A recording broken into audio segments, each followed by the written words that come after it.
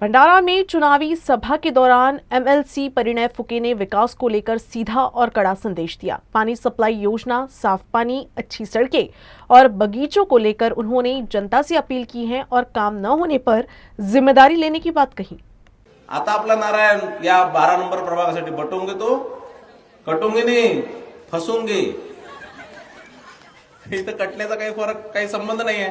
पण आता जर तुम्ही वाटल्या गेले, आता जर तुम्ही समजा यावेळेस तुम्ही म्हटलं की नाही नाही हा तर भाजपचाच आहे म्हणून भाजपवाला समजून पंजाला मारून देऊ, भाजपवाला समजून कड्याला मारून देऊ, तर मग बटोंगे तो फसोंगे। आता यावेळेस तुम्ही प्रीतीताईला निवडून द्या, मंगेश भाऊला निवडून द्या।